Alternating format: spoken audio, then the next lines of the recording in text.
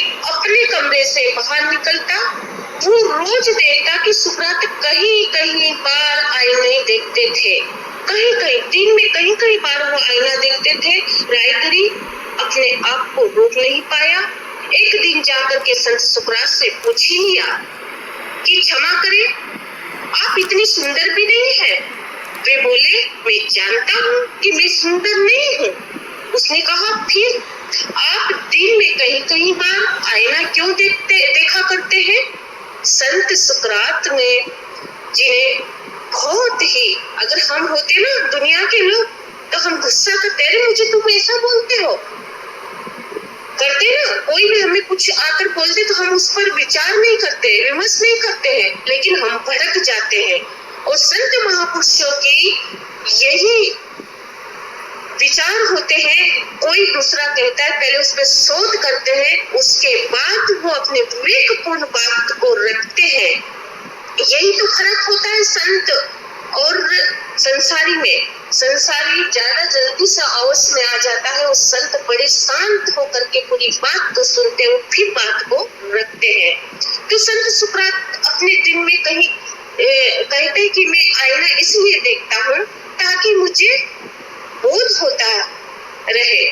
उसने कहा, कैसा बोध?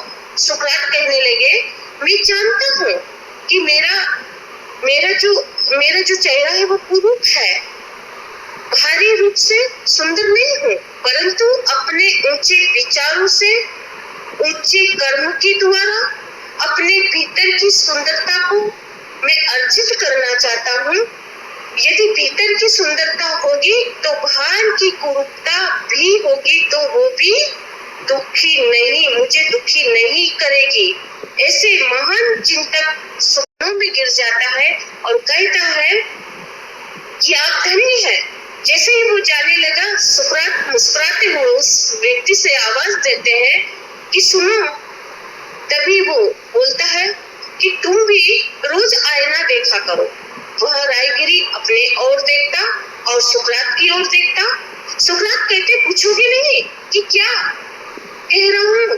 तुम बहुत सुंदर हो, तुम बहुत रूपवान हो, इसलिए कह रहा हूँ कि तुम रोज आईना देखा करो कि तुम बाहरी सुंदरता के साथ साथ भीतर सुंदरता को भी अगर प्राप्त कर सको तो तुम बाहर से रूपवान तो हो और भीतर से भी सुंदर नहीं हो, तो ये सुंदरता भी अधूरी है। इसलिए तुम भी मेरी तरह अपने कर्मों को और विचारों को इतना ऊंचा बनाओ कि तुम बाहर के साथ साथ भीतर से भी सुंदर हो जाओ।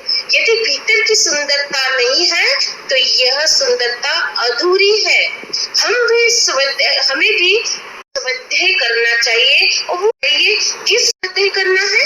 नहीं, बिल्कुल भी एक टाइम हमारे लिए भी ऐसा बंधुओं निकाला करो, क्योंकि सच्चाई का साथ जितना जल्दी करोगे ना उतना सुखी रहेंगे। एक बात बता दूं, बाहर मुखी होना, इतना बाहर मुखी मत होइए कि हम अपने आप को ही ना देख पाए।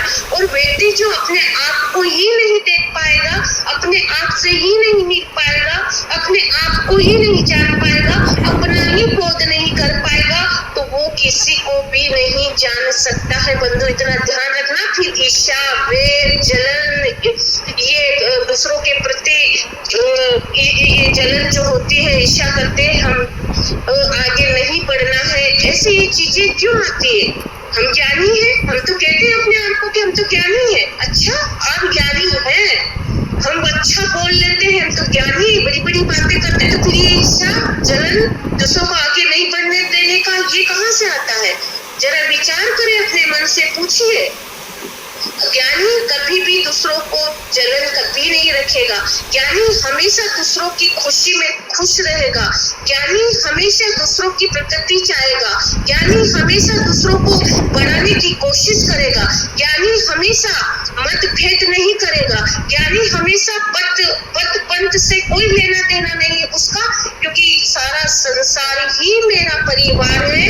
ये संत महात्माओं के विचार होते हैं। लेकिन आज भौतिकता में हम सब ये चीजें खो रहे हैं, और आने वाले समय में ऐसा ना हो कि मात्र पैसा ही बच जाए, पैसा ही बच जाए, और जो हमारी संस्कृति संस्कार है वो सारे लुप्त दुरुस्त हो जाए और एक दिन जितना हम शांति अमन की बातें कर रहे हैं ना, तो ऐसा ना हो शांति अमन तो ना मिले और ज्यादा ही आपाधापी बढ़ जाए। तो इसलिए इन चीजों को आपको समझना होगा। समय समय से अपने आप को आप देखिए, समझिए और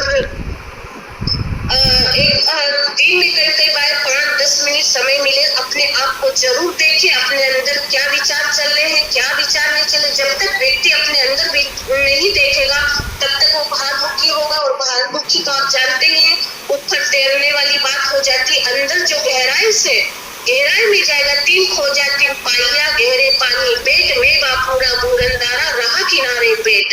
यानी जो गहराई में जाएगा वो मोती लेकर के आएगा, वो हीरा लेकर के आएगा, और जो बाहरमुखी है वो बाहरमुखी होकर ही रह जाएगा। इसलिए अपने जीवन के बारे में बंधुओं समझिए।